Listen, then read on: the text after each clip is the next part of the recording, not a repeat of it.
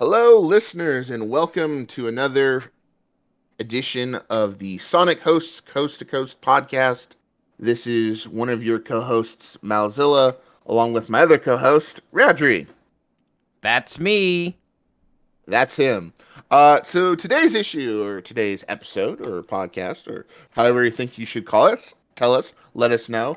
We're going to be talking about IDW Sonic, an IDW Palooza, if you will. A lot of fun stuff about all the new characters. But before we get to that, we do have some new news. And yeah, that's about kind of it. We should have a fun time. So, uh, Raji, any opening thoughts? Not really. I think you should just probably lay down what the episode's about. I don't think I just did. So, Well, I mean, like that, like a table of contents. all Chapter right. So, one, well, chapter chapter two, one. Well, the if we're doing prologue. that, author's note. I do wanted to mention something from last week. Last week, as you know, we talked about the Laura Sue Chronicles. We went on a bit of a Pender's bender, if you will. We're so witty. Um, Thumbs my up big for source, witty. thumbs up for witty. So, my big source, the Thank You Ken's Pender Tumblr blog, they got their copy. They did a like 6,000 word review of it. Summary short, not very good, but apparently there was about actually 30 pages of new content. Two short stories, one about Jeffrey St. John in Remington, which was just them talking. It was pretty, according to Bobby, just not that great. And then another one was like 10 pages of Laura Sue being sad about her dad not being alive. Anywho, moving on from that, just, wanted to give correct information. Let's get into kind of one of my new favorite segments of the Oh, show, hold on, the hold on. I news. guess I have one quick thing to say about that Ken Penders thing that seems to have lit the internet ablaze.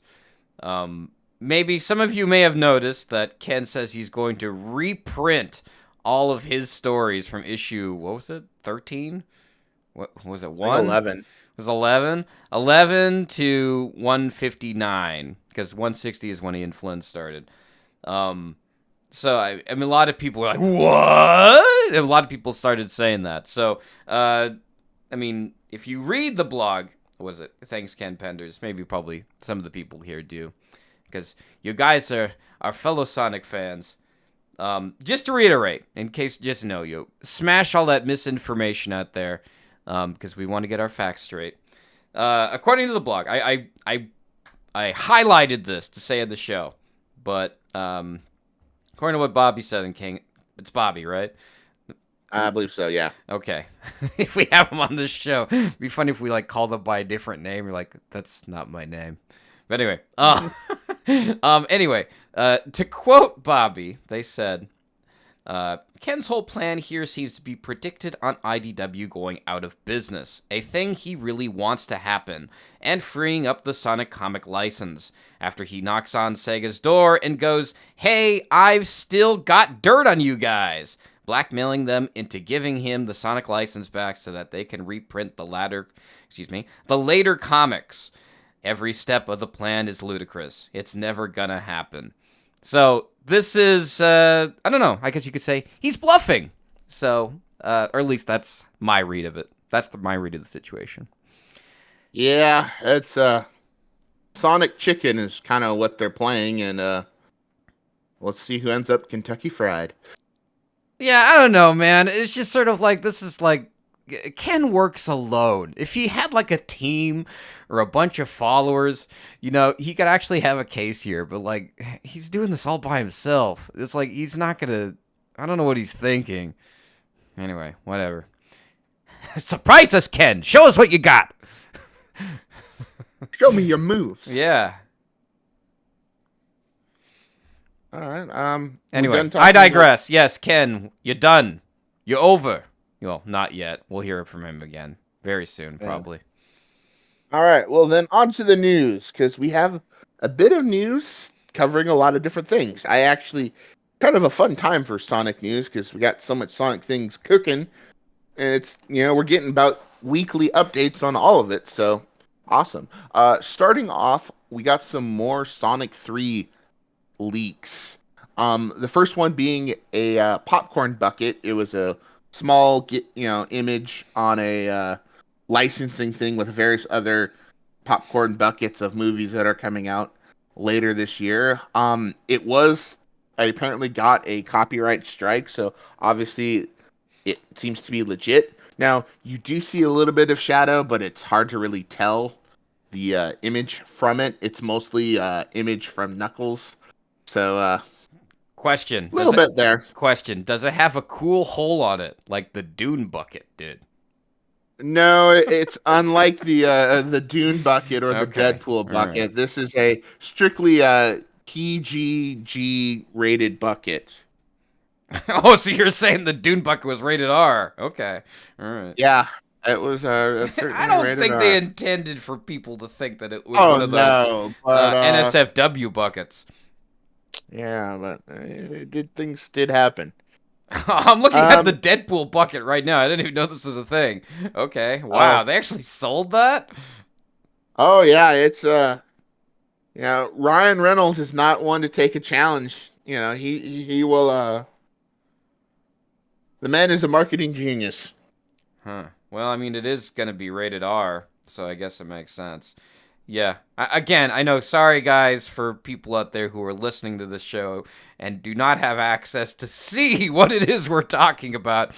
I hopefully you have access to Google and you can type it in and look at this very blow up doll looking Deadpool popcorn bucket. And yeah, check out the Dune Yeah, bucket too if you don't no idea what I'm talking about. the odds are you've probably seen it. This being said, continue. Popcorn buckets. G rated. Popcorn. Yes. Then not only that is apparently some toys got leaked, and one Again? of them is yeah, but these are like kind of just like the electronic figures, or it's just like you push the button, they say something. Oh, they're not the Well, McDonald's ones? Oh, that's right. I no, saw these, these too. yeah. So apparently, one of them that was leaked was one of those ones where it has all those like pre-recorded voices. One of "Gotta go fast," or in this case, "I found you, Faker." So looks like we're gonna get the infamous Faker dialogue in the movie, which they would be insane not to include it. They would be insane not to put it in the trailer whenever it comes out. Hopefully by the end of the month. Uh, But yeah, that's kind of all the. Oh, yep. I Go ahead. got something to ask you about that. So, you remember the infamous line in Sonic 2 with, where, what is it? Knuckles, what does he do? How do you even describe that? Where, like, Sonic goes into ball mode or spin dash, I guess you call it, and Spin then dash, yeah. yeah, and then the Knuckles stops him with his fist or his wrist or I don't know, his Kind glove. of catches them. He catches him, yeah, and he says, "Do you think I need your power?" Is that a reference to something? I don't even remember. Well, I think it's playing off of Sonic One, where they were Long Call was hiding Sonic from the echidnas because he had that special power. Now they would kind of Okay, so it's not a further. reference, is what you're saying. No, no, Okay. no. It's like Sonic says, "You're never gonna get my power," because Sonic thinks the echidnas are after him because of his power, when in reality they wanted the Master Emerald. So that's Okay. why Knuckles says, "I don't need your power. I have my own." So, Okay, so and this then is of one of course those this is a cute nod to like game fans. You have been seen. Is this what this well, is? it's building on the continuity that the movie universe is building. Okay. All right. So it's not necessarily, oh, we're referencing Archie issue 132 from 15 years ago. No, this is a line from the previous Oh movie. yeah. I know. I mean it's from Sonic Adventure 2. So, sorry spoilers if you haven't played Sonic Adventure 2. Sorry guys. Yeah. Yeah, well that's not that 13, much. It's not 23 that years. much of a spoiler. Archie, what about Yeah. Archie? No, no, no, I was not. Never mind. Okay. I think we were talking about two different things. Okay, no, I had something else to talk about because I mean, it seems like, I mean, because they've done other like little references, like the "Gotta Go Fast." That's from Sonic X, right? That's Yep. where that comes from. I mean, what Yep. other like nods have they done to like actual Sonic stuff? I mean, they've done the chili dog thing. What else? I'm trying to Um, think. Because, or at least the way that the movies, like what the Knuckles show taught me, is they're going in a different direction than the games. I mean, we'll see how much actual reference they do. I mean, hopefully it doesn't turn into like a Star Wars thing where everything's a reference and everything's connected. I don't know. I mean, maybe that's a good idea. Maybe it's a bad idea. I don't know. I don't write these things, so I'm not sure. I think it's just a case of Paramount is trying to build its own little Sonic timeline universe. Well, definitely seeing They're that now having after the Knuckles show. yeah, But yeah. yeah. And of course, I'm sure budget has a lot to do with it. So, I mean, we could get into a whole debate of how medium, IPs change when you change it from one medium to the other, but that's a whole nother Oh yeah, and podcast. I got a lot to say about that, but we've Yeah, got it. I think we both do. We've got a what is it? We've got a racetrack to finish. I don't know. We got some other chapters to go through. All right, Yeah, we everybody. Chapter 1 done. Chapter 2 got done. All right, chapter 3. game news. So, much like how modern Sonic and Sonic X Shadow Generations is getting a Sonic Adventure Sonic skin, Classic Sonic is getting a Sonic Jam skin, which looks kind of almost more like Sonic R, but it looks like Oh yeah, so I it's kind of saw cool. this. Yeah. Or Yeah. it's like So Polygon Sonic, right? pretty much. Yeah. So as long as you sign up for like Sega's online newsletter, you'll be able to get that skin. So you could play Sonic, Generations as SA1 Sonic and Sonic Jam Sonic, as opposed to just the normal modern and classic. So again, it's a cool little thing. Why does this feel like loot boxing? This feels like borderline loot boxing, man. I don't You know. know, you're not Borderline. wrong. It feels like we're one or two steps away from that. Okay. Um, Like, you're gonna get a special, a Sonic thing, and you get stuck with I don't know what's the worst character you get stuck with in Sonic? Like nobody wants Chris Tommy the Thorndike. Turtle. I don't know. I don't think they'll bring him back though. I'd be surprised if they did, or any like the Yeah. human cast from Sonic X. I mean, maybe Speaking of Sonic Topaz is maybe the X, most liked. I don't know. Speaking of Sonic X, he's continue. all right. Well, okay. I was gonna say from what Ian has said on the Bumblecast, Sonic X stuff is it's kind of almost feels like it's getting thrown in with the Sad AM stuff, so it feels like it's about to get tossed in the vault and locked away. But Oh I could be shit! Really? reading that. What made him say that? Oh, it's just people love season 3. They love Cosmo. They love the Matrix. I've gone on record saying I think space opera is a little odd for Sonic, which is kind of odd. But people ask him about that all the time, and he said, "Yeah, that Sonic X stuff not a focus right now." Or Well, that's it. I disappointing. forget. I forget exactly which episode and what his exact words were. But basically, he was saying it's kind of almost feels like it's getting into the that AM limbo phase as we get, Wow. farther and farther away from it. So, maybe there will be peace between SatAM fans and Sonic X fans now. I don't But know about we that, can but only hope. Doubtful. Continuing on in the game news, another skin. If you recall, IHOP and Sonic did a collab where if you went to IHOP and bought enough food, you got enough points, you could get the IHOP Amy skin. Well, apparently now they're giving that to everyone, so log in and get your IHOP Amy. so if you Done learn that step. anything today, kids, if you wait long enough, you'll get things for free. Exactly. This upset some people. I don't know Did it? why. Did it I really? like. Oh, Hey, I yeah, mean, yeah. hey, it's like Patreon, right? You join the Patreon for the NSFW, right? And then you like, well, it eventually gets uploaded somewhere else. Sorry, artists. I mean, that's the way the cookie crumbles, I think. Exactly. That's the internet for you. Or maybe it doesn't. I don't know. Any artist can speak on this behalf of Patreon, uploading old or new work or something. I'd be curious to know more. We also got a bit more of possible Sonic X Shadow Generation news. We'll be getting some more news of that tomorrow, but we'll talk about that in a bit. But on the Japanese site, in kind of the playable character bio page, the Sonic Generations has Sonic in Classic Sonic. The Shadow, you know, Generations has Shadow in a another box with a question mark. So, a lot of people are speculating about another Oh yeah, playable I saw character. that. Yeah, they had like a secret playable character. Yeah. And then I heard some people say that's not the case. That being said, why would they put that there? I don't know. But maybe they'll throw a convoluted way to get kind of a quote unquote classic Shadow in there. It's the purple hair girl from that one Tails tube. That's who it is. Oh yeah. I was gonna say Mephiles, but you know, it's Oh, Mephiles would I'm be cool. manifest I'm manifesting Mephiles in this. Very But manly. Merry Manly.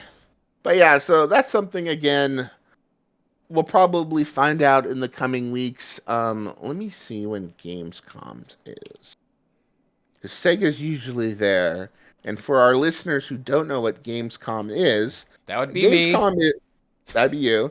Gamescom is basically one of the big uh video game trade fair shows, like what was used to be E3. It's in Germany. It's in Cologne, Germany, and it's a big deal. Oh. Sega's been there a lot. Finally, a reason to go to Germany. Like to No, say, the there ride there are lands some great finally. things in Germany. I'm not saying anything bad about Germany. I have a lot of German friends, so I've always wanted to go actually tour the Alps, no, Oktoberfest, that's more Switzerland. But yeah, yeah, German Alps. You know, Oktoberfest. That's true. They did the German Alps. That's true. I haven't been there in Italian Alps, ages. German Alps. Yeah, I've Yeah, flown over Germany. I've never been there. yeah. It's a flyover country. How does that make you feel, German people? No, I'm kidding. German fans of the show, please sound off. I don't know. Say something Sound in off. German that says you're a Sonic fan in the comments. We'd love to hear from you. We'd love to hear from all of you. Make Yeah. sure you comment, tell your friends, engage with us. Yeah, We need mind you, friends. this is what I do best. I'm really good at interrupting Malzilla and throwing in my very attractive commentary. Well, I think your commentary is attractive. So, Okay, you know. thank you so much. Continue, please. Well, we pat each other on the back and talk about how great we are. Hey, you gotta love yourself before you can love other people. Yeah, So, you guys you know, writing that down? There's gonna be a test at the end of the show.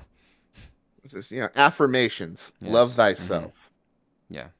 That kind of wraps up the games info, but let's get into some comic because just within the last 48 hours, IDW Sonic number 70 was released, and I am happy to report the issue was fun. I enjoyed it. I think maybe IDW Sonic is getting its mojo back. Okay. Of course, I want to say that I am biased because of all the tokusatsu elements that are becoming very apparent in it. And yes, I'm going to just throw out my biases right there. I love shit like that. Sentai, Kamen Rider, Kaiju, Ultraman. Yeah, that shit is my jam. So let me kind of give you a quick breakdown of the issue. For those you who don't remember what happened last time, basically, Clutch the Possum, who is our kind of our big bad of this arc, has been wheeling and dealing with the Restoration and Jewel the Beetle to take over the Restoration so he can make money off of it. Capitalism, the great evil of the I thought that. of Oh wait, this is outside of Sonic's world, right? Because there is no. no money in Sonic's world, right? Well, apparently, in the comics, the Restoration, what they do is they clean up all the Eggman stuff, recycle all his tech, and they do it for free. Clutch has a company called Clean Sweep that does the same thing, but he Okay. sells the stuff. All So right. So there is you know, money in this universe. Okay. yeah, there is What money. I is mean, this shit, man? Anyway, go on.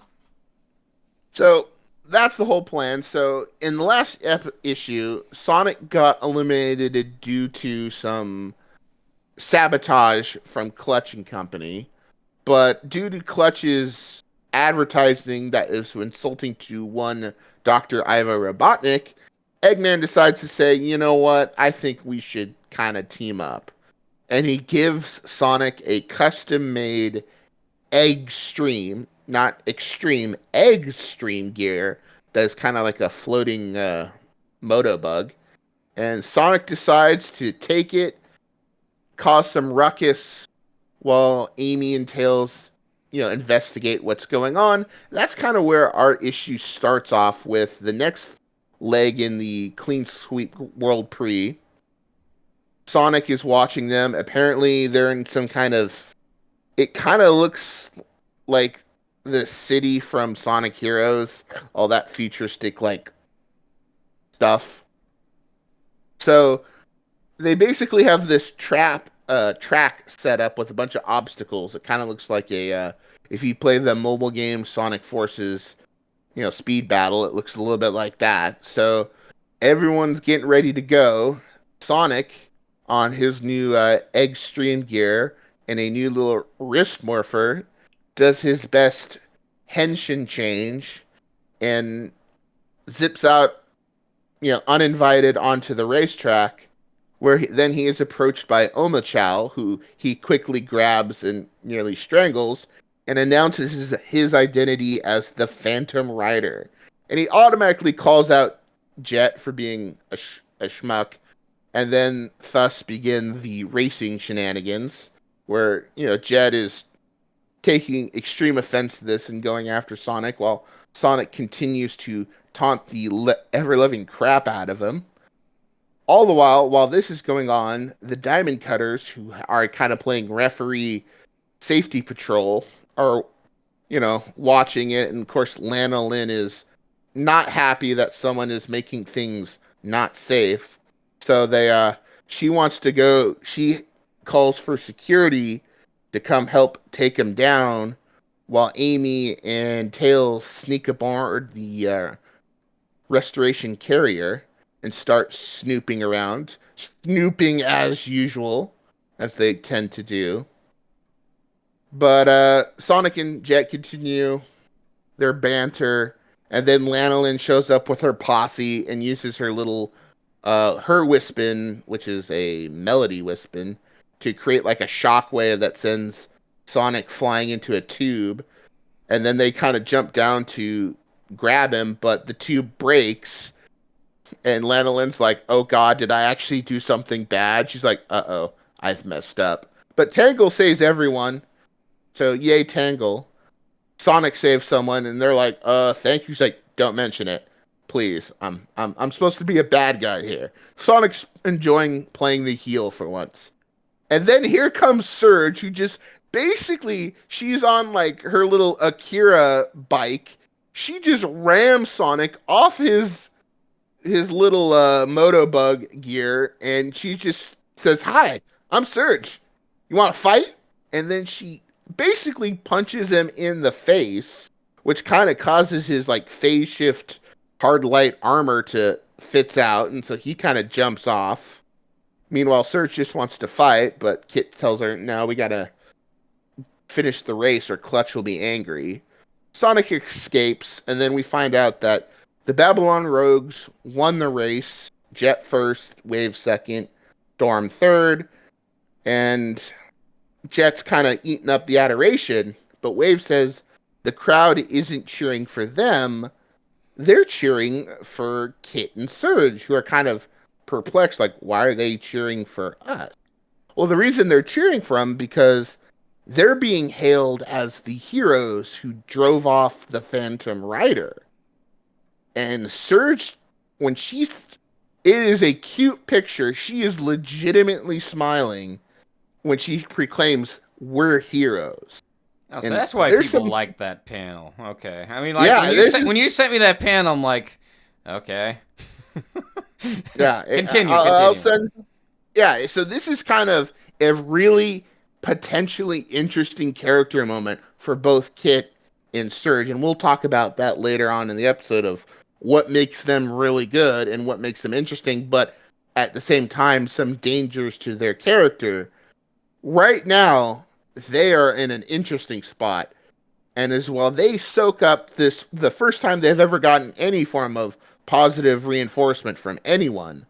Jet's over there glowering at them, so he's not happy that they're getting all the attention. Now, meanwhile, Duo, aka Mimic, talks to Jewel, who's been trying to get a hold of Amy and Tails and Sonic, but he says, yeah, they're probably fine. And he goes off to report to someone else. Meanwhile, Jewel kind of sits in her chair, sipping her tea with a look of, oh, I know something's going on. So Jewel might be knowing some stuff that's going on, as opposed to everyone thinking she's getting played for as a sap. But then we have an interesting dialogue between Clutch and Mimic, who I think are starting to become a fun little duo. There's a level of professionalism between the two of them that is, you know, there's kind of that level of respect as opposed to one bad guy just trying to backstab the other. These two seem to be actually working pretty well.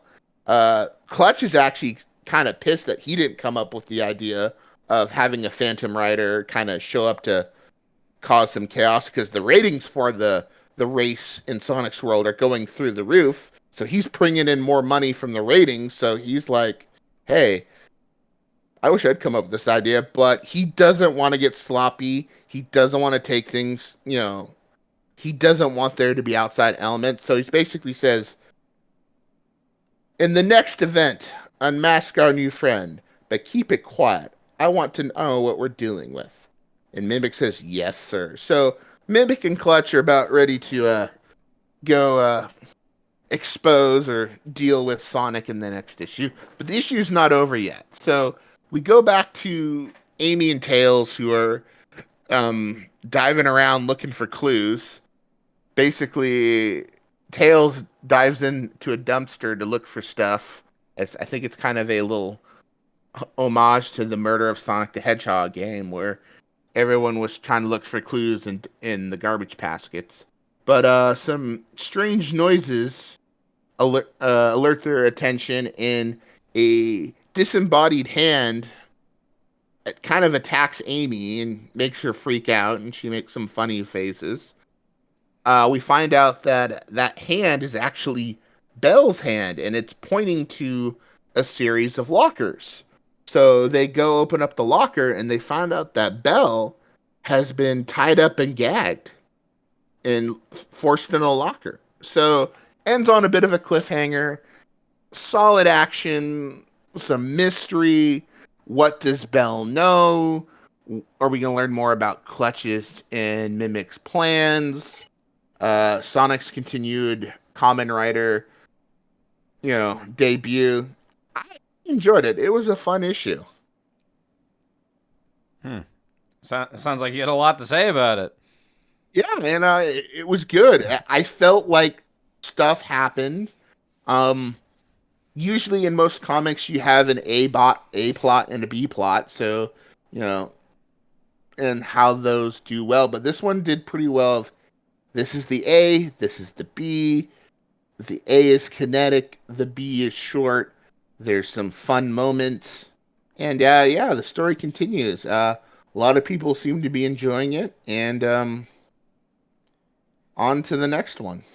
Yeah, I don't Which know, man. I mean, this is just a little. In my opinion, this is just a little, too late. But continue. I mean, I know I don't want to like kill your optimism here, but it's just like I'm not gonna lie about my feelings, about how I feel you're not about gonna this. lie about your feelings, but you gotta open up your heart there, Radrey. You gotta, Oh believe in yeah, no, second chances. this sounds really cool, but it's like to me, IDW for me, they've biffed it too many times for me to like actually open up the book and sit down and read it. It's just like I'm thinking about, you know, you know how life is now. Life is like, well, everything's competing for my attention. Which one wins? And it's not IDW. I hate to break it to you. So, I don't know. What you just said, you made it sound really cool. Maybe this is a highlight I could look forward to. But it sounds like it's a one and done thing. Is it over? Nope. Story's not over. They got Okay. a couple more races. Some of the art the covers have been released for the next couple issues. There's a really cool one of Jet and Sonic as the Phantom Rider, racing in a storm cloud that looks like Surge's face. It's actually really, some fantastic artwork. And, you know, say what you will about the story of IDW and, the writers versus Sega's, dictations and what, but the cover art has been top notch. Oh Again, yeah, that's one it's thing. always been excellent since IDW Yeah. started. It's been the best thing about IDW, and I will say this, and I will die in this hill: the artwork is fantastic. It is the best thing to ever come out of Sonic ever. It's just these comics. I mean, the artwork itself, the Yeah. stories. I mean, and it's funny is, and we touched the bases about this a little last week, is how one of the big criticisms during the Archie run was that a lot of the characters that either were introduced in the comics or Sat AM seem to take more precedent over Sonic and the game characters. And now here we are 70 issues into IDW, which if you kind of compare to what Archie was doing, Archie was setting up the return of Eggman or Robo Robotnik at the time. And lo and behold, IDW is getting the same complaint that, you're getting a lot of focus on the Diamond Cutters and Bell and all these. And, the reason is Sega is very firm with what they want done with the game characters and how much they can grow and change and evolve, which when you have an ongoing serialized narrative, episodic narratives, you can keep them more static, kind of like what they did with Boom, but in an IDW, which is a serialized action adventure, you gotta see characters grow. I mean, you could make some arguments about certain shonens with static characters, but you want to see a character grow. Of course. And it's easier Well, for the them way to do things are. that. Well, go on. I'm sure you're getting to Well, this. basically what I'm saying is they are allowed to do more with the characters that, for the most part, are exclusive to, the auxiliary media than they are with those who appear in the games. So this isn't an Archie problem. This isn't an IDW problem. This is just more of when you write a book about an IP with licensed characters. Okay, that's not the direction I was going to go in, but Well, then no, what I was the mean, direction? no, I was just going to say it's just like I liked what they were doing with Archie for the time that it was. I mean, and now it just seems like IDW, or at least right after post the Metal Virus, because that seemed interesting. It was a different direction. I mean, I'm on the fence about how I feel about it, but I definitely think it was a great storyline. I It kind was of it. Oh, go ahead. No, I was gonna say that I kind of feel like I don't. One of the reasons why I don't want to listen to the Bumblecast anymore is I didn't want to know that everything's going back to status quo. It kind of like it ruins the story for me, and it's just sort of like, well, then the story doesn't matter. None of this matters, right? Then like, why am I watching this? Or like, why am I reading it? You know? Do you know what I mean? Like if Oh yeah, it's a completely valid criticism because and unfortunately, when you have characters like this, where there's really going to be no end unless the book ends, which is guess what Ken Penders is hoping. Um, things are going to I don't want to say reset, but kind of when you have a big adventure or a saga like they did with the Metal Virus, you're going to have a kind of okay, the day is saved, moment of peace. We're gonna start off a new adventure. There'll be a little carryover. Obviously, one of the big things was that kind of plagued Sonic in that time was his decision not to do anything to Mr. Tinker, and Mhm. kind of how that kind of bit him in the ass, and how Shadow was pissed at him, Espio was pissed at him, Whisper was pissed at him. Everyone was kind of like upset with him, and he was kind of upset with himself. But when he fought the Deadly Six and sent them back to Lost Hex, he had kind of a nice, fun little exchange with Zavok, who, you know, Sonic doubled down on his principles. Is yeah, I'm not going to do something I don't believe in to, satisfy others. And then Zavok's like, well, I can respect that. You're going to do things your way, which really has always been kind of a Sonic motif is, you do things your way and you kind of, you respect your own will and you respect the will of others. It, like in the latest Tales Tube with Sonic and Shadow, Sonic's quote unquote compliment to Shadow was that he respected that Shadow did things Shadow's way. He stuck to his principles, whatever those are. They seem to be changing, but that was kind of the, a theme that had shown up. But yeah, that was kind of more philosophical than I intended, but hey, that's what's fun about this stuff. Also, I think the whole Phantom Rider design is absolute fire, and I want it in freaking, speed battle. I want it in a game.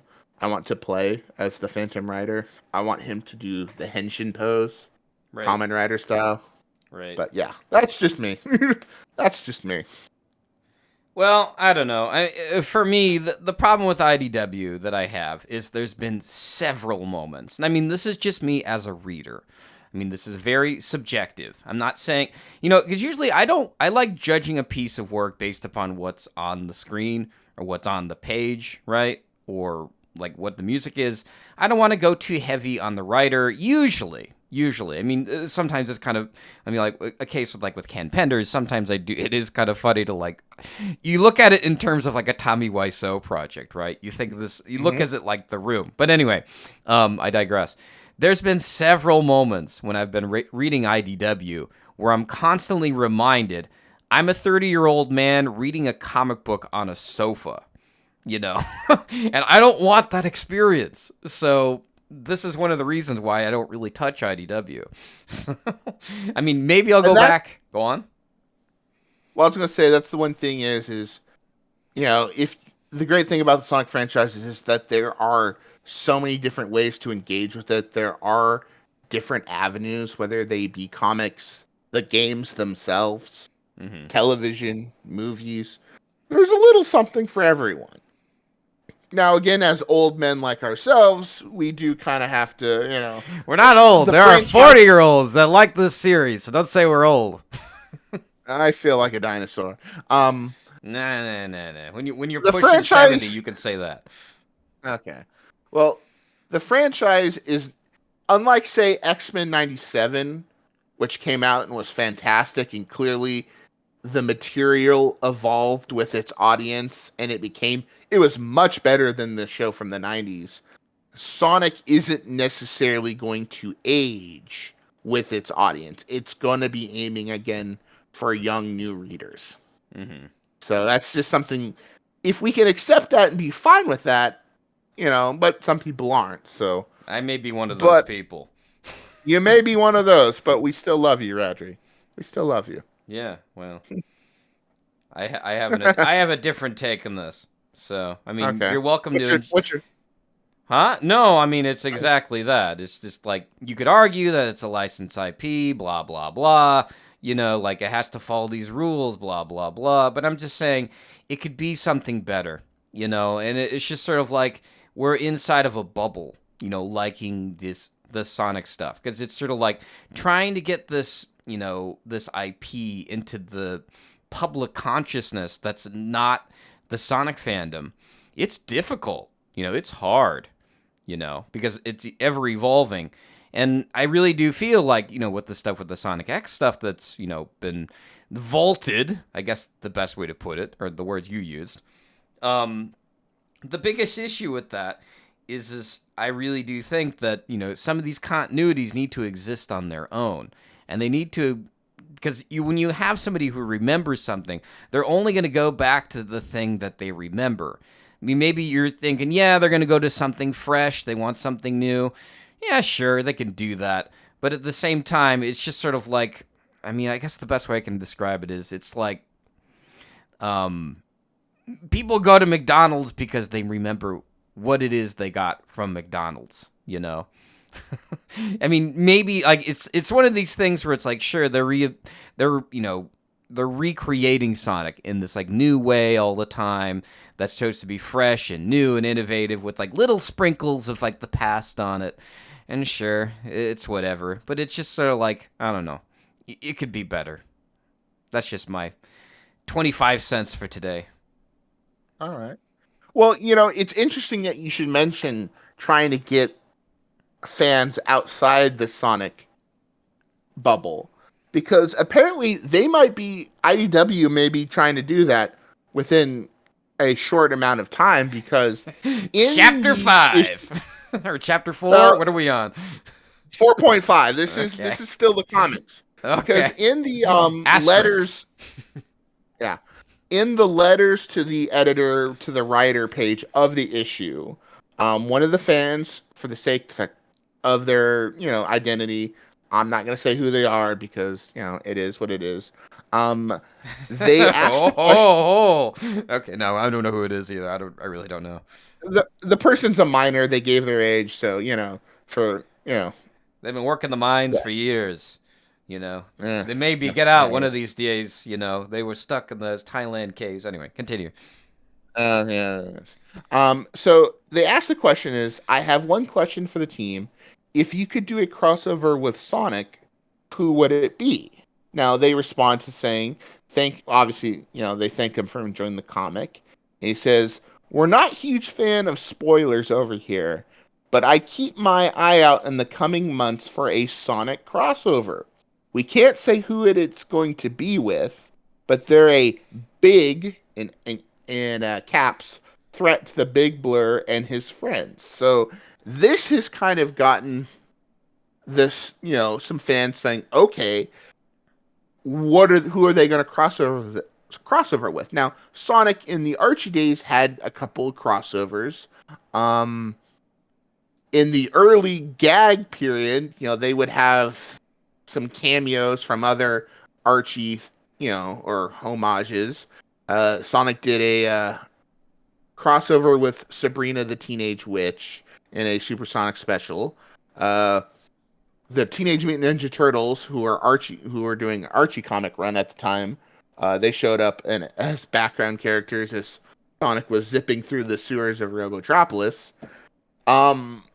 They also did, and this was a Ken issue, they did a crossover with the Image comics. So basically, Sonic got to hang out with Spawn and the Savage Dragon and Dude, those what the characters. fuck was that? But yes, that did That happen. was, yeah, That was that happened. weird. That was a nice That thing. was really weird. But a more successful crossover was with Ian with the Mega Man, the Archie Mega Oh Man yeah, that comic was at the cute. time. Yeah. Yeah, it was cute. The two franchises blended well.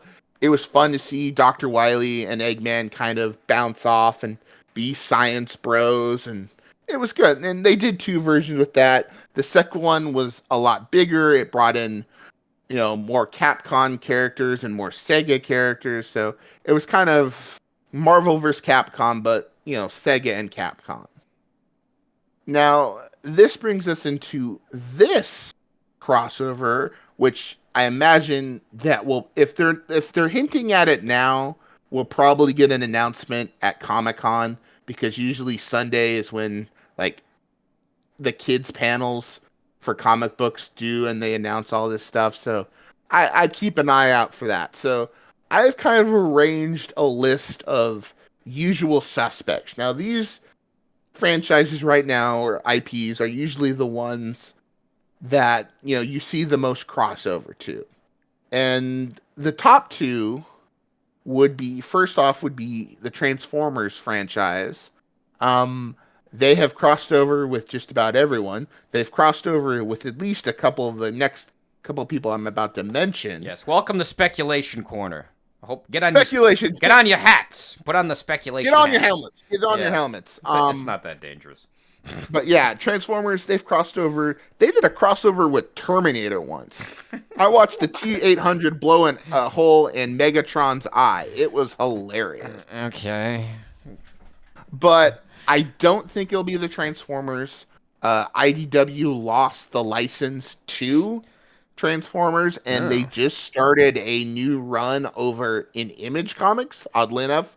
And kind of rule of thumb, when you just start a new run, you kind of want to avoid crossovers because it kind of ruins the flow unless they kind of set it up as a separate mini series, which is kind of the next candidates are the Teenage Mutant Ninja Turtles. They cross over with everyone. They've crossed over with Power Rangers on multiple occasions, Batman. They did an animated version of that movie. That was great. So IDW kind of ended their initial run and they're redoing, they're starting up a new continuity under veteran comic writer Jason Aaron. I don't think he doesn't exactly strike me as a Sonic fan. I've read a lot of his Wolverine stuff for Marvel and his Thor stuff, so yeah, he's a good writer, but I think IDW wants to kind of get their new Turtles franchise off the ground and having it launch off with a crossover. It feels a little too soon. The next one, it's probably going to be a little disappointing for others, but um, I think it's a legit possibility. Is My Little Pony? Then again, another IDW property. Uh, IDW did a Transformers My Little Pony crossover. Ian Flynn actually wrote a couple stories for that, so there's some experience there from some of the Sonic writers. Um, I could see them going that route if they want to really aim for a young demographic, but I don't see anyone over the age of 15 being interested in a Sonic My Little Pony crossover. Another option, Unless you're a brony. which unless you're Brony, but yeah. Um, this is kind of I could see it happening because they've kind of technically already done it, but from 2014 to 2017, IDW published Angry Birds comics. Now, obviously, Yeah, Sega. I my money's on this. But go Now, on. I could say this feels like, if you're hedging your bets, putting a little bit of money on this might actually make a return because obviously Sega has bought Rovio. They've already done the crossovers with some of the games. My concern is who's the target market for that? Because they haven't published an Angry Birds comic in I got a theory for this.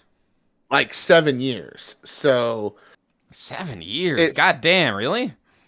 yeah. Well, I Because said it there's the ran from movie. 20. But Yeah, yeah, or movies. yeah. The comic ran from 2014 to 2017. It's now 2024, so 7 years. Wow. So The things you learn by yeah, not living in the US. Huh. exactly. So while this one feels like it's got some weight, I think it's got some contractors. Another fun one would be the Power Rangers because though the Power Rangers are currently under the Boom comic company, Yeah, I IDW don't think had that's gonna work. no hear me out. Alright, I'm hearing. IDW and Boom have teamed up twice to do crossovers. Okay. First was Power Rangers Teenage Mutant Ninja Turtles 1 and 2, and then the current Power Rangers Godzilla series 1 and 2. So these companies have done business before in the past. Now, where I tend to be suspect is the fact that Boom is ending its Power Rangers run at the end of this month, and Hasbro has been kind of fixing a lot of its future plans. Like they were going to do some show exclusively produced by Netflix, but they've canceled that. So the Power Rangers are kind of up in the air. Maybe Hasbro goes to IDW and they do it that way. I know I hear it on the Bumble cast a lot, like, oh, what if Sonic and Company were Power Rangers? What would they do? And all that fun stuff. But there is one other IP that is very hot right now, that is very near and dear to my heart, that also just happens to be published by IDW. It's something I've championed on the Bumblecast and on Twitter, and that is Sonic and Godzilla. It'd be funny if As crazy you're as like a self-hating Godzilla fan. Like, oh God, no, keep it away from a Sonic. No, don't make them touch. No, no, no. well, here's where things are. I feel like this Yeah, has a chance. yeah, Right now, the Godzilla property is as hottest as it's ever been in its 70 years. The yeah. last year, they have gone crazy with the success of the movies. -1, getting an Oscar. New Empire making a boatload of money. I think it's like the third highest grossing film of the year. Monarch season 1 did really well. Hell, Toho and Marvel got together to do a omnibus of the comic run that they did from the 80s.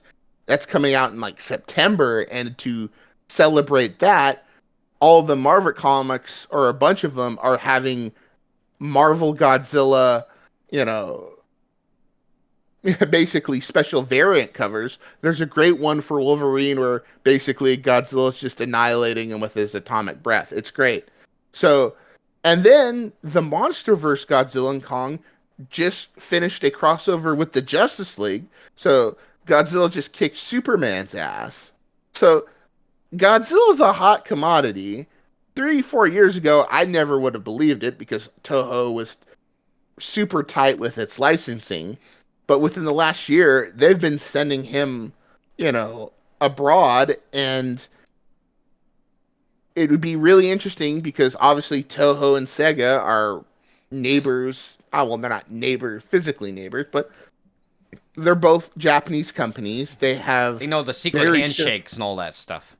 They know the secret handshake. They know how to bow the right way.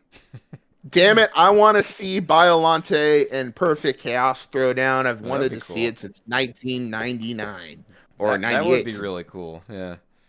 Yeah, I remember making a meme of Sonic riding Mothra and Shadow riding Batra and doing their little crossover maneuver with the moon behind them. It would be a lot of fun. A lot of people have kind of attached themselves when the hint said it's a big threat. Obviously, Godzilla is big. Even I remember a couple of things Ian Flynn has mentioned of ideas that he had. Now, this is several years ago, and if this ends the case, we might have some potential spoilers. He mentioned instead of Mecha Godzilla, Eggman making a metal Godzilla, distinctive from the Mecha Godzillas. So, it's what I'm hoping for. Again, I'm going to keep my eyes open the next couple weeks as, IDW makes announcements. And so help me God, if I do get this Sonic Godzilla crossover, I'm going to make inhumane noises, and you can guarantee I will we will do whole podcasts. Just jizz all over the screen. It'll just be us jizzing for like the whole hour. Oh, yeah. Mostly him. I don't know. I'm not that big of a Godzilla fan. I mean, yeah, I'm gonna be glazing 24/7. Yeah, you'll be like Randy from that South Park episode. Yeah, I will no longer be Malzilla. I'll be Glazilla. Yeah. So, yeah. Is there more? Is there more than this? The Godzilla stuff? Or is there more? No. That's pretty much it with the IDW. That does. Oh, go ahead. Do I get the talking pillow now, or no? Are we moving on to chapter 6? No, I am passing you the talking stick. All right, I got it. Hey, how you doing, ladies and germs? Did you miss me? Maybe not. I'm always in here, cracking wise.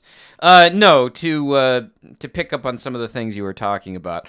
First of all, you talked about this a couple of minutes ago, but it's funny. Did you say that IDW? Because I didn't read this issue. Did you say that IDW said, "Well, these are potential spoilers"? Did they say that?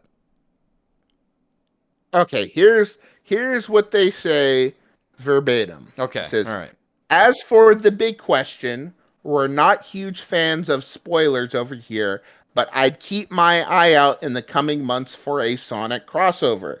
We can't say who it's going to be with, but they are a big threat for the Blue Blur and his friends. Okay, so I guess those are spoilers. I mean, I don't know. I mean, we're guilty of this myself, or I'm guilty of it, because I put it in the first episode of our show. But sometimes people say spoiler alert when they're really not spoilers. So I guess that would be a spoiler. So it checks out. Yeah, I mean, Okay. yeah, and yeah, so that checks out. So I'll be keeping my eyes open on it. So if I had put on my speculation hat, I think the two biggest contenders for this crossover, it's either A, Angry Birds, or B, Godzilla. The other two, the evidence that you've shown me, Malzilla, it tells me that yeah, it's one or the other, because I'm definitely seeing with like the Angry Birds stuff is Sega's really pushing hard to make us like this, or like they're even making like Apple games, right? Like who plays games? Nobody says, "Hey, when I think of Apple, I think games." Who says that? Find me somebody who tells me that. Unless you're like you live in a very sheltered existence where the only thing you have is an iPhone, and you're not allowed to have a PC to play video games. Because yeah, if you want to play an actual video game, like a AAA one, you don't play it on your iPhone, or you don't go to Apple to play a AAA game. So, or at least that's what I'm seeing with the Angry Birds stuff. It doesn't really feel like um, that's what Sega wants to go hard with this, because they want like that iPhone money or something. I don't know. I'm not entirely sure what they want.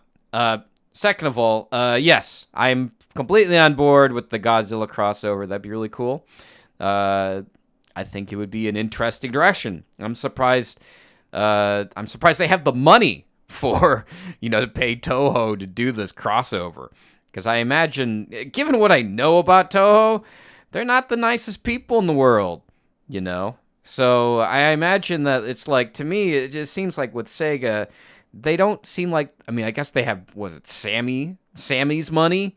Maybe they could use some of that money to get the crossover. I don't know how much, like, if you know anything, feel free to chime in.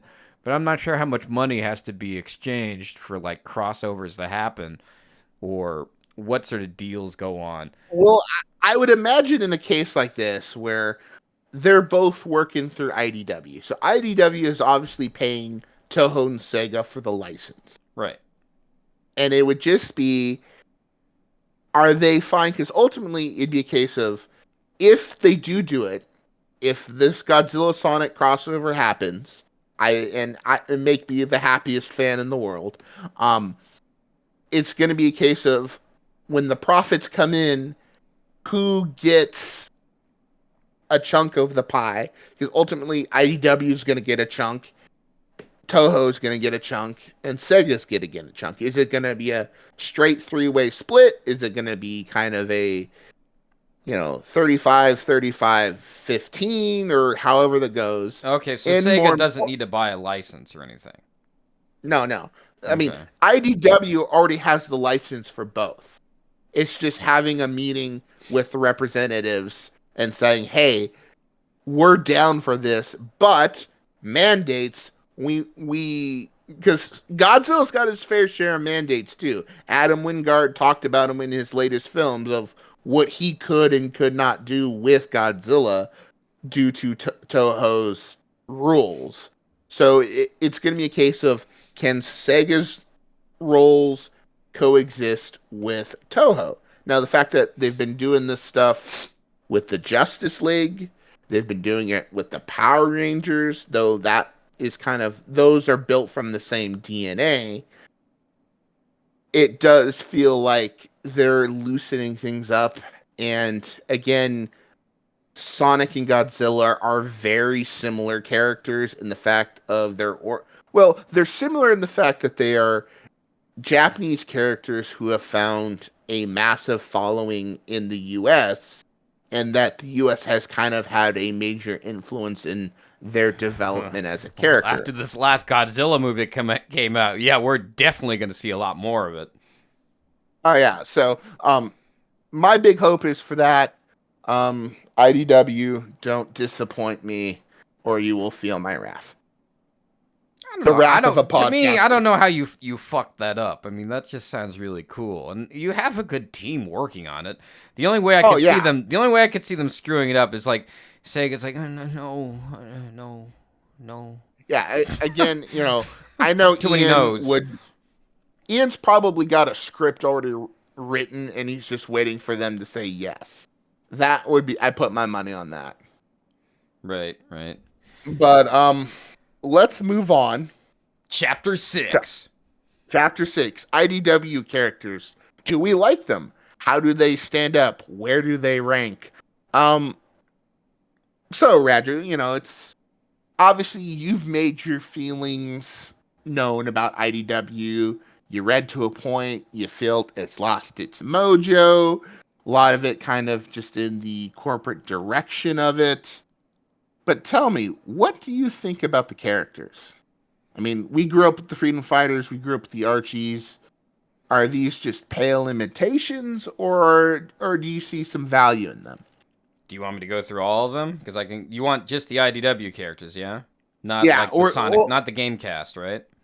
not the game cast. We're gonna talk purely about the characters that have come together from IDW. Let's start off on the list. I'd say this character has probably had the largest influence since their debut. Let's start off. Dr. Starline. What do you think? I don't know what they're doing with him. It's like, why did they kill him off? Like, I mean, there's the same thing. Like, they killed him off the character. Sorry, spoilers for IDW. I should have prefaced it by saying it. I'm sorry. I don't understand why he was there. I mean, I like the character. He's like Snively 2.0. He's kind of like, but Snively, but like a real. We said something. I forgot. I'm trying to like jog my memory here, but. I talked. This was in private. We were watching an episode of The Boys, right, where there's like one scene in particular where Homelander, he just gets very tired of everyone just sucking up to him. And I was trying to think, has Eggman ever had that situation? And yes, it's definitely Starline. Starline definitely loves sucking up to him. And I mean, he was kind of interesting. He added a lot to the story. I thought he was interesting foil to the other characters, but I don't know why they killed him off and I thought they were going to do something with him being a ghost for Surge, but I don't know. Why is he dead? Whatever. Well, let me tell you why he's dead. Okay. Because his story is finished. Why is the His story whole story. finished? And that's what I'm about to Okay, go explain. on. This is Malzilla's IDW Sonic 101. Okay. The pathos and ethos and logos of one Dr. Starline. Not the Legos. Ian basically, I'm being fancy. Basically, Ian's whole point with Starline was, I'm going to be honest. There's really nothing original about Dr. Starline. He's once again a Weknia glitch character. Which Fleetway is cool. did it first, I which like is cool. Fleetway did it first with Dr. Zachary. Archie did it better with Dr. Finitivus, who I like much more than Starline. And then you had Starline. Okay. And you had that. He is a Eggman sycophant, so much like Agent Stone in the movies, much like Thunderbolt from the Egg Bosses in Archie, he loves Eggman. He's a scientist like Dr. Zachary and Grimer from Fleetway, Snively from Archie Sat AM. So there's not a whole lot original about him. But there's something very real about him. If you're old enough where you've been in the professional workplace for 5 to 10 years, there's always that internal eye roll when you get a new employee fresh out of college who feels like they've learned things, they know the job better than you, and they want to share a thing, not knowing that you've probably already tried to implement their ideas 3 years earlier. Starline is that, because he comes in and he feels like he thinks he understands this cycle that Sonic and Eggman have gotten into. He's like, I need Dr. Eggman to see this. He's like, you were so blinded by your cycle, the Sonic cycle, as he dubbed it, in the Bad Guys mini, or was it the Imposter Syndrome's I mini? think it was One of the imposter minis. syndrome, but yeah. Yeah, yeah. He says, I'm going to break the cycle because I'm not a part of the cycle. I am the person on the outside looking in, not realizing that he's dealing with forces that he just does not understand. Like, if you go back to the Metal Virus saga, he's having this banter about, oh, how should we deal with Sonic? We should do it this way. And Eggman's like, no, I've been dealing with Sonic longer than you have. I know what Sonic does. And he's right. Starline just kind of wants to say, look at me, love me, Eggman. I have these ideas. And he's so prideful so that when he executes his big scheme to take the Empire, and he does it well, mind you, but at the end, Eggman's still 5 steps ahead of him. He says, I predicted your whole plot.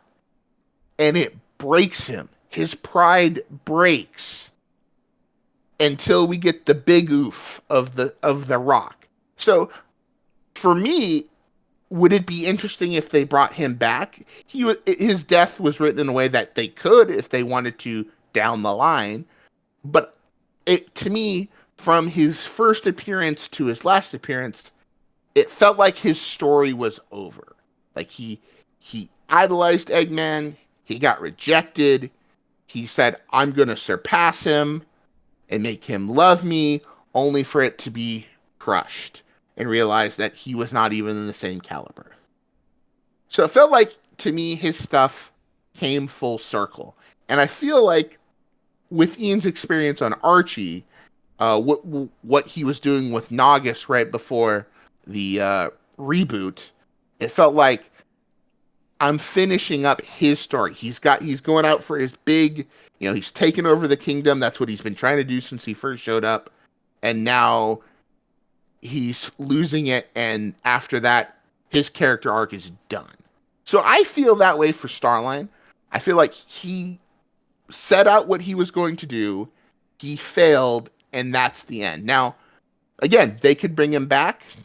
I don't know exactly what his story would be, but it would make people happy. And, if people want him back, they'll probably bring him back. But for me, I think his end was good.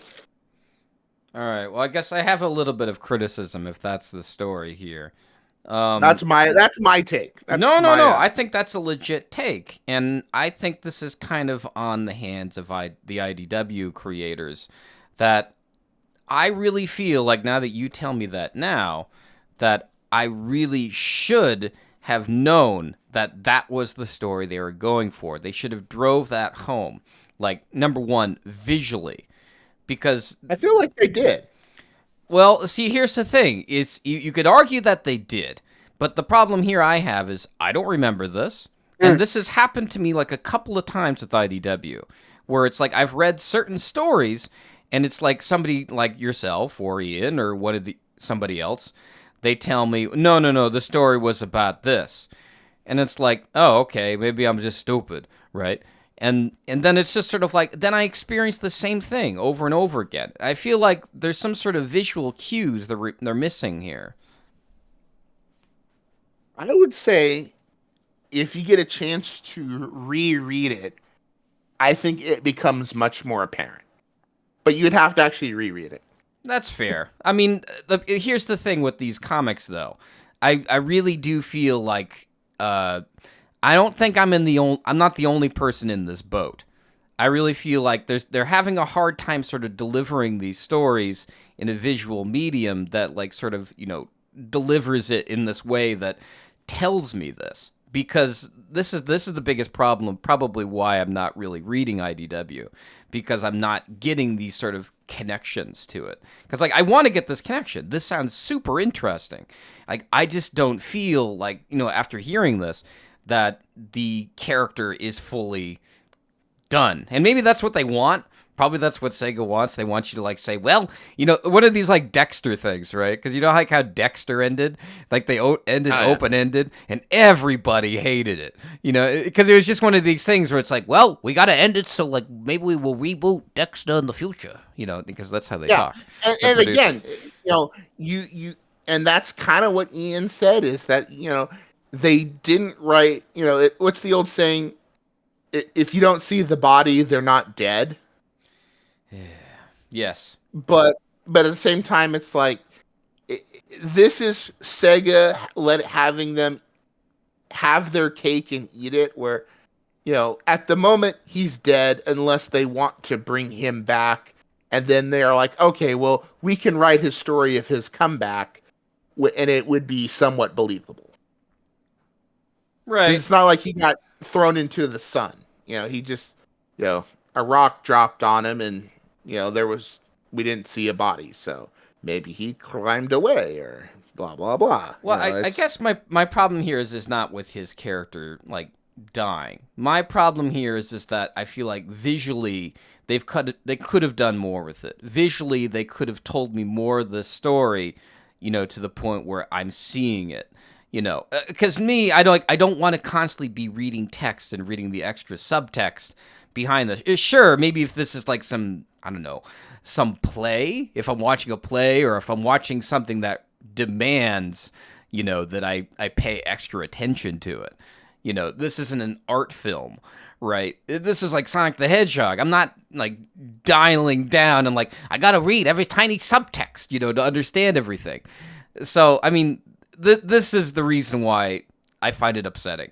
So, there you go. There you have it. okay. Well, you did mention about, the ghost, the phantom in Surge, and I feel like that's a great way to talk about the next characters I wanted to talk about. Certainly. Surgeon Kit. Surgeon Kit.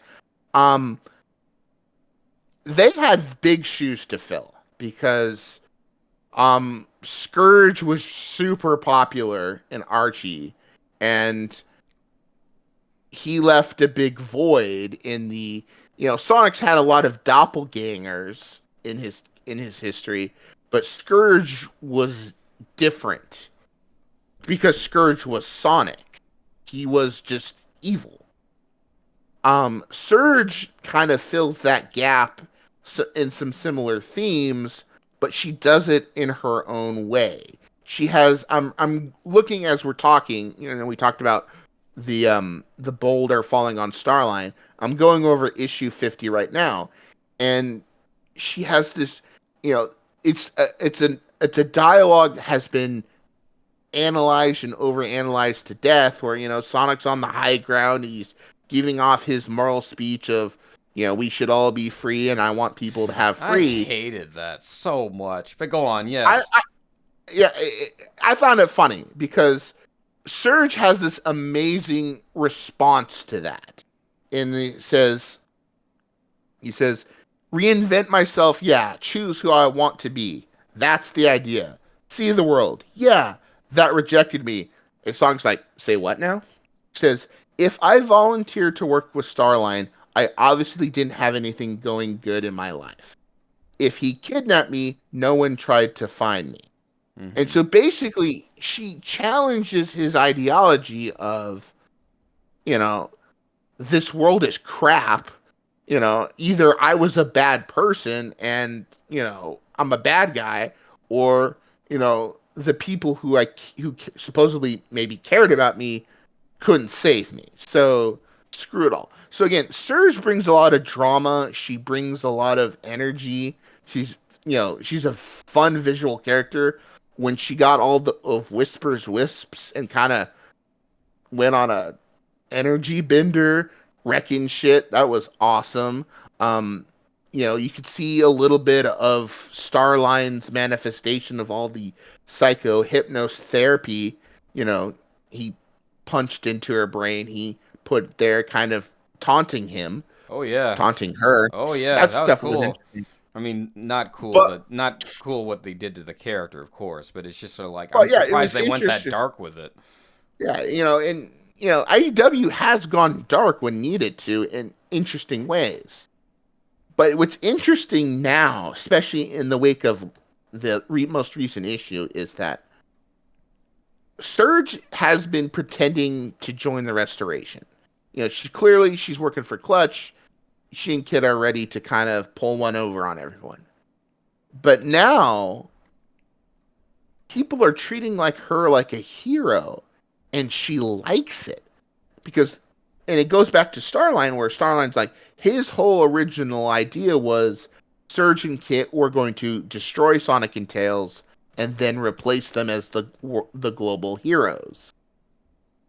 And you have to wonder, is Surge's response to all this cheering and adoration some of his hypnotic therapy? Or is this her actually making a choice of, oh, I kind of like this hero gig? And is this the beginning of a redemption for the character? I would personally hope that she stays an anti-villain, someone who's doing good things for nefarious reasons. Uh, Obviously, IDW is lacking the plethora of female villains that Archie had. So to redeem to redeem the first female villain that we have is kind of cheap, but you know, she's a fun character. I know we haven't really talked about Kit, but Kit's kind of an accessory. But when he's flexed his own individuality, that's been pretty neat too. Okay. Thoughts? Oh, I got some. I definitely have some. Well, I mean, one thing I got to say about Surge is I do definitely feel like Surge is an excellent character, very well designed, very interesting, but I also think this is another example of IDW biffing it, where this is another situation where I feel like the character could have been this the problem here is that the characters, like, it's shown us like this character is like, it's Sonic, but it's like they're, what is it, like they're a clone or something? What's the backstory again? It's So like they basically, had some weird backstory that, like, they had, like, I don't know what Sega was thinking, but go on. what What they is did it? was that they're basically Android 17 and 18 from That's Dragon right. Ball. That's right. Yes. They're cyborgs for all intents and purposes. Well, I mean, in terms of like the storyline, what are they? They're a Tenrik and a Kitsune, No, no, no, no, no. Fennec. I mean, like they're robots, but they're not robots, or they're like, They're what are they? they're again, they're cyborgs. They're They have like internal cybernetics. That's what it is. Okay, So yeah, they're turtle cybernetics, but they look like Sonic characters, right? yeah, I mean, Okay. they were individuals that had became, that Starline operated and put cybernetics in. Hmm. Like again, they're 17 and 18. 17 and 18 were humans before Dr. Giro got them and turned them into cyborgs, androids, Okay. whatever you preferred term. So yeah, I mean, they are enhanced individuals. Okay. So yeah, there are these enhanced individuals, and we're shown that they're supposed to be threatening, but it seems like, I don't know. The thing that kind of underwhelms me about it is it seems like I don't really see Surge as much of a threat, and I kind of wanted to see them as a threat. Because, I mean, what is it? Issue 50, obviously, Surge, didn't win the battle. I really thought the battle should have been handed to them, but it wasn't. I mean, and now you're telling me with, like, the whole Riders arc that they're trying to, like, it's like a heel turn for both Sonic and Surge.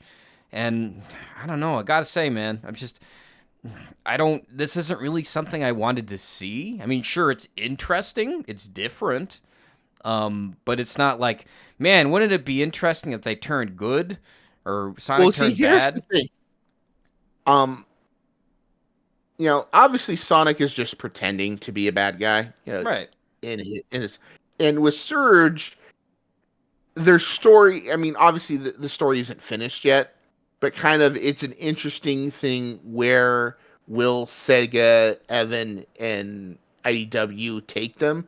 I know Ian has wanted them to stay bad, and clearly Surge is still bad, but it's interesting to see what the current events, where it will push them to go to, in the next, in the next chapter. I mean, Mm-hmm. again, this is an ongoing thing, so it'll be funny to see where things go from here. Mm-hmm. Okay. Well, no, I mean, to me, it just seems like they kind of wasted the character. So this is another like nail in the coffin for me reading IDW, because it's just sort of like, to me, it's like, as a storyteller, you're supposed to visually explain to me about where this character is going. But I understand, sure, it's like, but Radley, you have to understand, it's a licensed comic book. You can't do this. I'm like, But Radrey, you haven't read any issue past 50. this is You true. haven't seen the visuals, so Well, I mean, at the same time, like, I see the visuals that are there. It's like, you're selling a comic book, though. This is all visually based, you know? So it's like, if you're going to show me something visually based, you should entice me to show me some sort of character development. And so this is one of the reasons why I don't really want to touch them. Because it's like, they still haven't, like, enticed me enough to, like, get me involved in it. And I know I'm not alone when I say some of this stuff and why some people don't read IDW. And I'm not sure if some people share the same views that I have with this. But in terms of like Surge as a character, great all around, 10 out of 10. Love the design. But story-wise, it's not for me. okay. There we go. Moving down the list. This should be a quick one. What do you think of Rough and Tumble? I don't like Rough and Tumble. They're Bebop and Rocksteady rejects. I don't see why. I can see in theory why they're there, but to me, just seems like they're just there. I don't really see the point of them. I mean, they just seem like knuckleheads, and I don't find them fun. Sorry, Rough and Tumble simps. Maybe tell me I'm wrong. I'd be happy to have someone tell me that, these are the greatest characters in IDW. What are your thoughts? But you have to tell him why he's wrong in rhyme, or you're not a real Rough and Tumble simp.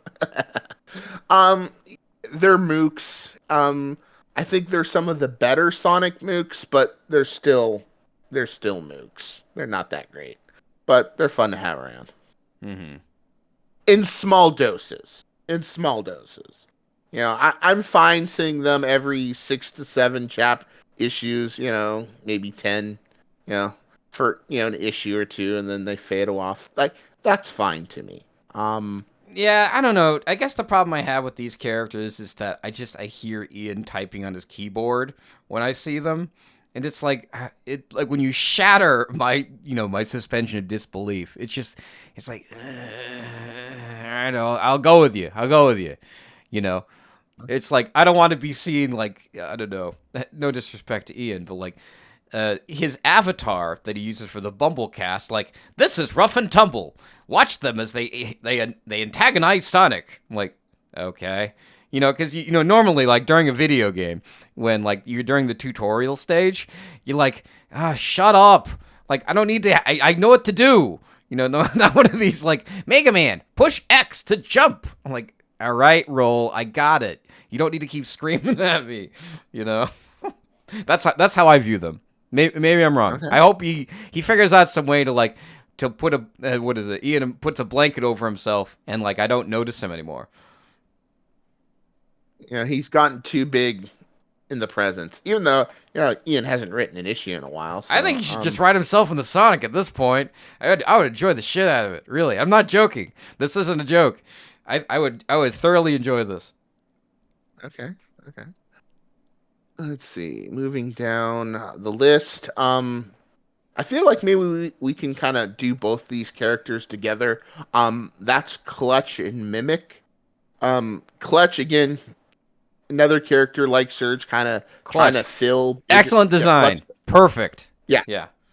Excellent suit. He's got a great tailor. That too. But he's fallen in the shadow of Mammoth Mogul and Breezy from the Post as kind of that. Of course he is. Yes. God damn it. You're right. I never thought of that. Dude. It kind of like ruins it for me, but at the same time I like it. Anyway, continue. I hope Scott Phillips not listening to this podcast. Like, I gotta get litigious now.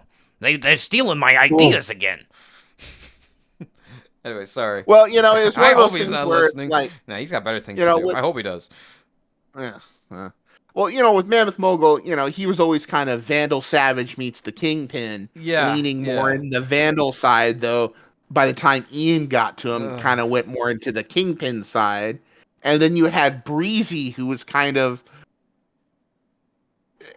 in that same Kingpin Lex Luthor business mogul vibe, but Yeah. she wasn't really evil per se. She was just kind of, she was the wild card. Like she was in it for herself, and she may have wanted to have relations with Metal Sonic, but we won't go there because we are for the most part a child friendly podcast.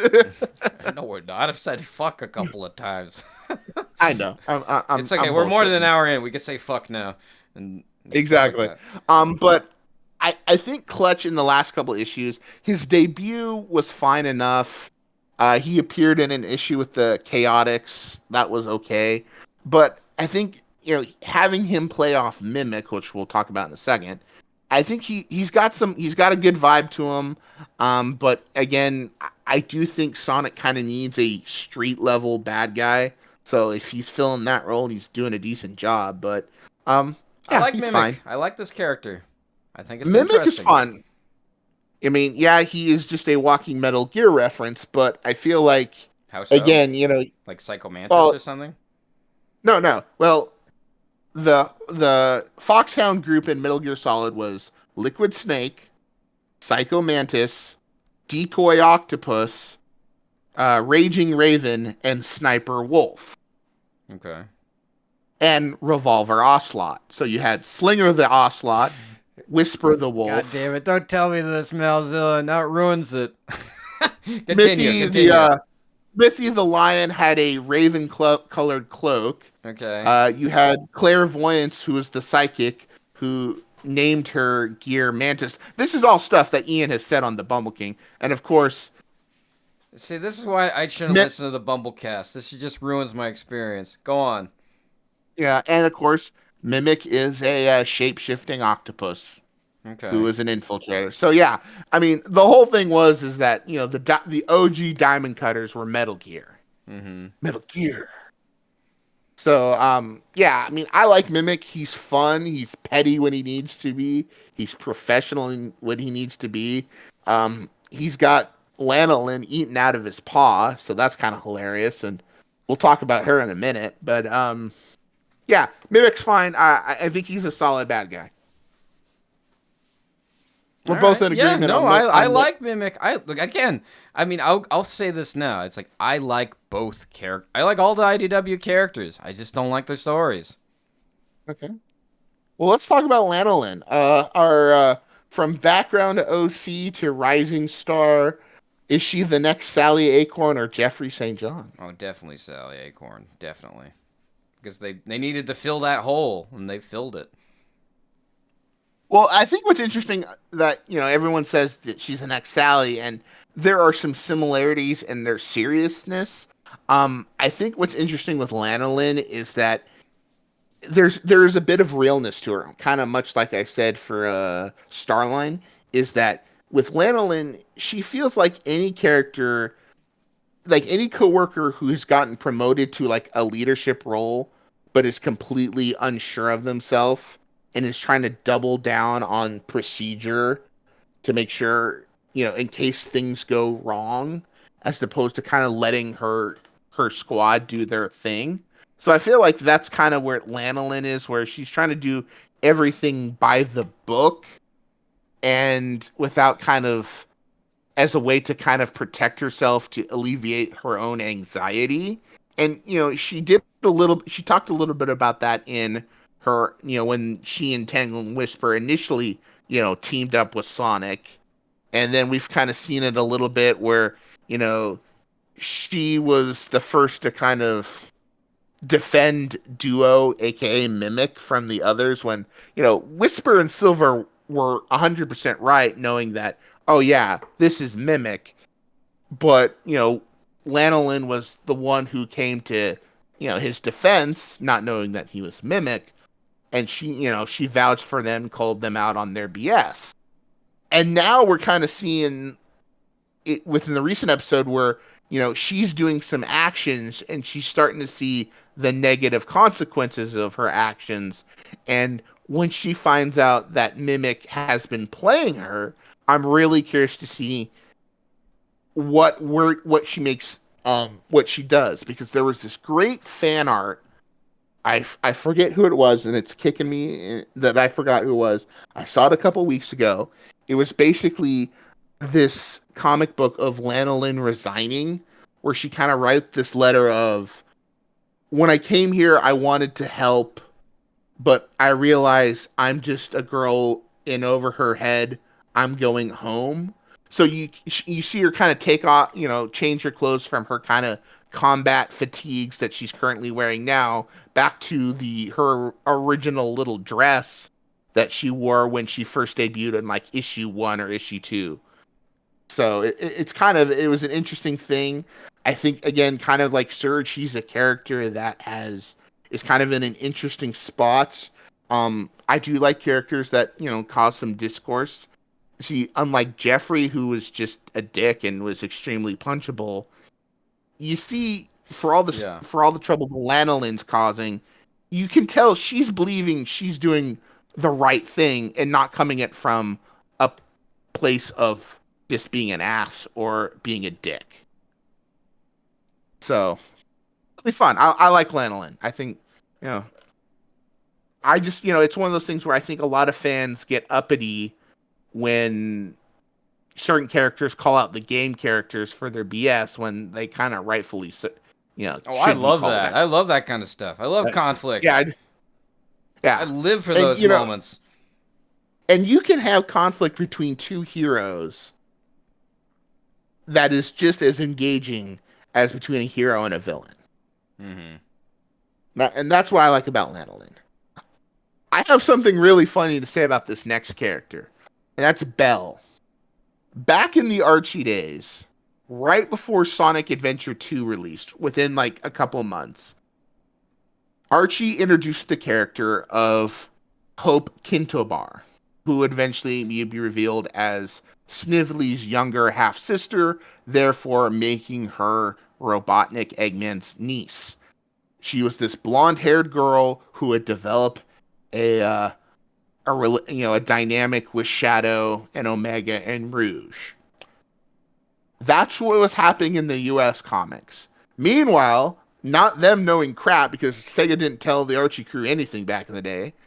Sega did their own thing where they created Maria Robotnik, blonde-haired girl with a relationship with Shadow. That was back in 2001. Flash forward to 2002, 22, you have Belle, who is this is the robot built by Mr. Tinker and is kind of the closest thing we have to Eggman having a daughter. In come Frontiers, Eggman has, look at my daughter, Sage, the AI program that I built. And so it feels like it's it's history repeating itself, and Belle's gonna just get the short end of the stick because everyone Are loves you saying Sage there's on the some internet. plagiarism involved? I think there's just some heavy coincidences. Is that what they call it today? Coinkadinks, Uh, huh? Alright. Coincidence. I mean, and again, Belle is fine. I'm not a huge. I mean, I don't dislike her, but she's just been kind of Alright. there. So technically what you're saying is Sega's like, they've been creating all these characters that Archie or IDW have already created, and they're like, I don't know what you're talking about. What are you talking about? They're completely different. I don't know what you're talking about. I mean, let's be honest. Sally was a princess before Blaze. Okay. Maybe Sega's like, oh I would well. argue that Yeah, Blaze is a bit more prissy than Sally is, but yeah, sure. yeah. I would agree too. I'm just saying that these archetypes that these American characters had already been written for have kind of been Sega's like, well, we're gonna do it, and you're copying us. It's funny. Hmm. Um, Next one should be another short one. Jewel the Beetle. I think she's like the best NPC character ever. Like, I'd love to see her in a game as just like a shopkeeper or an NPC. That she doesn't need to be playable. She's just a great background character. you know, shopkeeper, organizer, mineral museum. She's the best NPC. That's a terrible description. I mean, not what you just said. I mean, like in terms like you're a really good NPC. How would you feel if like somebody told you that in real life? Like, Malzilla, you're a great NPC. I would play a game with you in it. Would you like to hear something like that? I'm like fuck you. Don't tell me I'm a great NPC. But like, I know what you're saying. You are right. It's like the way she's set up is like she's like an NPC, non-playable character. Um, I mean, if you think about it, we are all non-playable characters in other people's games, Shut but up. we are the main Yeah. character in our own game. Yeah, sure. I mean, I know some people have main character syndrome, but I don't know. I believe that people should believe in themselves, even if it is their, I don't know. I guess their heads up their ass. Uh, I don't know. I like Jewel.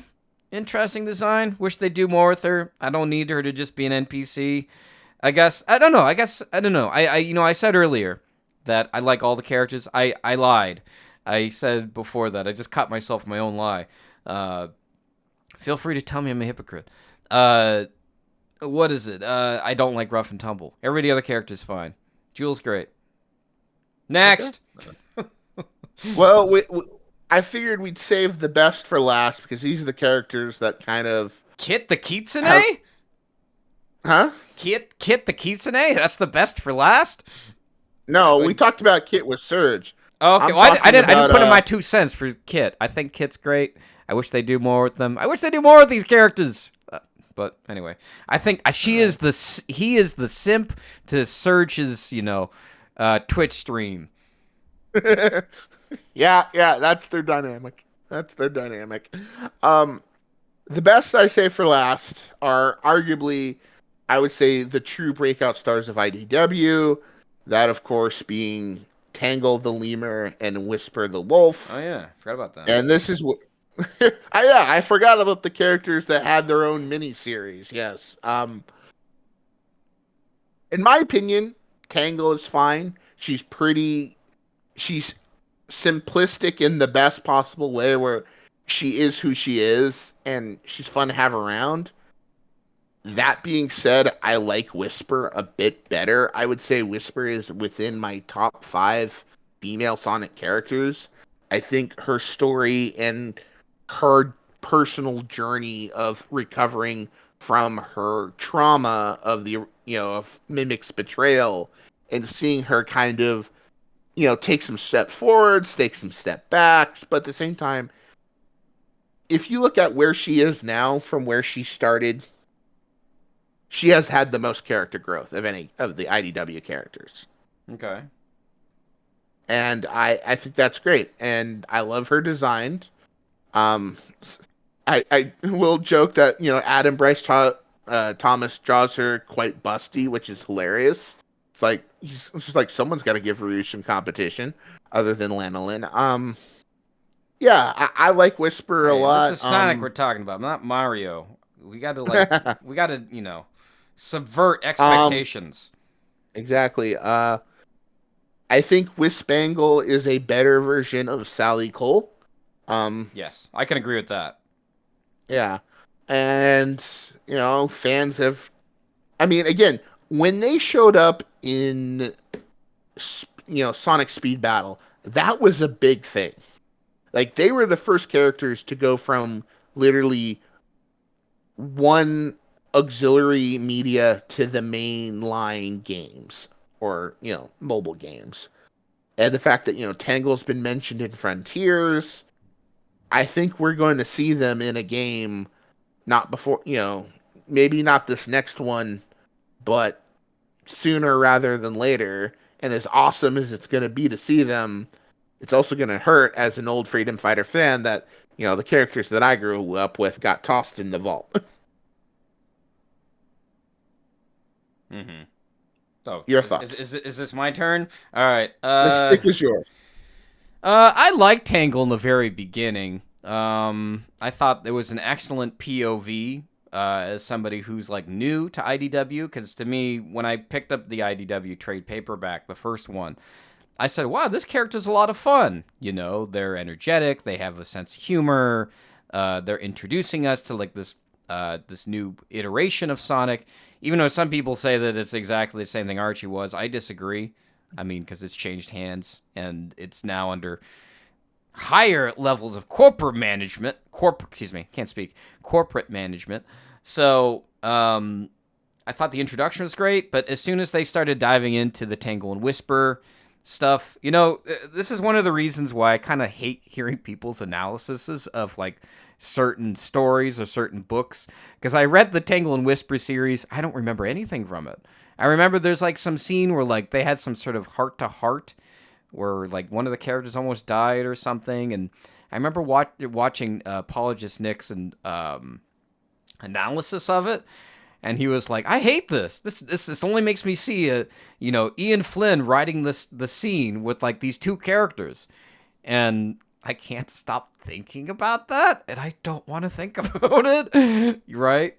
So I mean, ever since that, it's just sort of like I haven't really I haven't used many brain cells to think about these characters. But overall, I think again, design wise, excellent. I don't know. In terms of where the characters are going, I don't know. I don't really care. I mean, I hate to be such a downer, but show me something interesting. What were you gonna say? I was gonna say, your cynicism balances out my optimism. Well, are you that optimistic? We had to like give it an optimism test, but I feel like I'm a solid 7 on an optimism to 1 to 10. Okay. Overall, I don't know. I'm not too keen on Whisper. I mean, I know some people really like the character, and that's great. I'd just like to see more from them. That's all. But I don't know. Again, read the comics, you'll see more. I don't want to read the comics. I told you, I'm getting to this point where like I don't want to constantly be reminded I'm a 30-year-old man sitting on a sofa reading a book, and that's like it's been doing that to me several times. So like I look at something and I'm like, I gotta go to bed, or I gotta go pay taxes. I gotta do adult stuff. Like, whoa, what am I doing? Like, I want to be enjoying this. What's taking? And it always gets back to the same point. Like, what's taking me out of it? There's something in this that's taking me out of it. What is it? Right? And it always leads back to that. So until, I don't know, the IDW peeps or the Sega peeps or whoever's responsible can, like, sell it to me that says, hey, we got this cool story. Check it out. I mean, I know the one you just sold me sounds cool, but I don't know, man. Being disappointed, it hurts. It hurts. It really does. Well, let me ask you this, because we've kind of, what I love about our podcast is that I feel like we're a serialized podcast where, like, our conversations have chapters. We're not one and done episodes. We build off of the previous episodes. And you talked about your frustrations of something exciting, and I'm going to challenge you. You don't have to give me an answer now. Yeah. You don't have to give me an answer next week. But what is it that would get you excited? Because that's where because this is a subjective thing, and this is kind of where I'm curious with you, Radrey. What would get you excited? This, but yeah. Okay, fire away. What would get me excited? Yeah. Well, like what would say, oh, they're doing something that makes me excited that I want to read this. That's not the Freedom Fighters, right? I mean, obviously, yes. I was going to say that's that's another thing too. That also kind of makes me wonder. Even if they did introduce them, like, well, they're back and now they're gone. Do you know what I'm saying? I could totally see them doing that. Like, and now they're the background. They're in the background. See, they're there. They're selling corn. Oh, she's like 3 lines. There she is. You know, I don't know. What could they do? Like, what would be something to say, oh no, I'm going to actually pick up an issue and read? I know you're seeing bits and pieces. You're seeing cherry-picked parts of these stories, and you're like, this is neat, but I'm still not interested. What would be the thing that would, like, as they say, I thought I was out, but they pulled me back in? Godfather reference. Let's see. Exactly. I think, I said it earlier in the episode. More visuals, more visual cues. more visuals that tell me this, because you can visually explain. I mean, I don't know. Uh, I want anybody to challenge me on this, but it's just sort of like, to me, you should be able to tell a story without dialogue and perfectly better with visuals. Now, I could probably explain. Okay, so let me go through. I'm thinking while I'm talking to you. So the thing about Starline, right? That you say that I got wrong, or the thing I didn't understand. Uh, Actually, this one I Which probably is have a to think completely a about. subjective opinion. Oh, no, no, no, no. I get it. It's just sort of like, I think like I'd have to actually no, this part I'd have to think about. Like, how do you visually better explain something like that? It's like, for example, I remember listening to one of the Bumblecast issues. Listen to me, episodes. It's an audio show. Where I was listening to one of the episodes, and like he said that Ian Flynn's whole thing was is that he was trying to see like which characters would best survive the zombie apocalypse. Obviously, you do visually see all that, but I sort of feel like they could have hit home harder with that. Like, sort of like use like a couple of covers to explain that, or a first couple of pages to explain that. This is like a deep dive. I would have to go through the entire thing and like try to like visually show it. But this is also probably also another thing where Sega probably nixes the idea because they don't want the comic, to outshine the games or the movies or whatever it is. So, I don't know. Maybe I'm expecting too much from the comics. Maybe that's the problem. I don't know. I guess it goes back to that old experience of me sitting on the sofa while reading it and being taken out of it. I hate to sound like a broken record, but it got to me, Well, man, I think eventually you're gonna have to sit down and you know buckle up on the sofa and just kind of reread the whole thing and kind of because I feel like, and again, this is just my personal analysis of it. Yeah. I feel like you're saying some things. I don't want to say out of ignorance, but Okay. just kind of like I would love you to like reread the issues, like going up to like maybe issue 50, and to see if there's like, oh, I missed this. I just completely, Oh, yeah. I guarantee I would definitely see that I would miss some things. I don't know. It's just sort of like, it's like whenever I see like a movie because I'm one of the type of people that like loves reading reviews, and I try to avoid like movies that I feel like are going to just be like something I've seen before or something that's a waste of my time, and that's just what I'm getting from it right now. So, I mean, maybe I'll go back. Maybe they'll throw some sort of blanket on it that say that'll surprise me. But I guess to overall, to I'm gonna go just have to back. start shipping you these omnibuses, aren't I? I'm just gonna have to like buy them at Barnes and Oh, Noble no, no, and no! I say, have ship. all of them. I have all the trade paperbacks just sitting there, and sometimes I open them and I'm like, do I want to read this? Well, I And think what's gonna happen is you're gonna have to get sick. You're gonna have to be sick, or it's like I'm too tired to there's sleep. gonna be I another need to do lockdown. something. Yeah. Yeah, we need another pandemic to lock Don't say Radrey that. in. Don't say that. I'm knocking on all the wood. Yeah. We need to just we need to lock him up in a room and force him to read these. Let's do it, chat. Let's do it, listeners. We're all going to Japan to force read him to read all IDW IDW. Sonic. Yeah, I don't know. To end this before we put this what is it? This chapter to rest before we go Yeah, into the Deyuta or whatever it's called, the epilogue or the whatever. epilogue. This is Before we our dive final into that, thought. yeah. Well, um, I will say this. I would have to really think about it if I really wanted to say what is it that IDW could do to entice readers. It's like, for example, if you gave me a bunch of money, you say, hey, entice readers to read IDW. I could do it, but I'd really have to think about it. Well, I'm not saying entice readers. I'm saying entice you. Putting the focus on you. Well, see, here's the thing: is personally for myself, I really, I mean, and this isn't me being self-deprecating. This is just me saying, I don't think my opinion ultimately matters. I really feel like, what is it that is not connecting with the non-Sonic fans? How do we get the non-Sonic fans, attention, to bring in new readers, right? That's what my direction would sort of be, not based upon what I want to see. Right, because I mean, you already know what I want to see. I just want to see Sally Acorn on every single cover and only Sally Acorn stories. It would be boring as hell, and you'd like say Radley.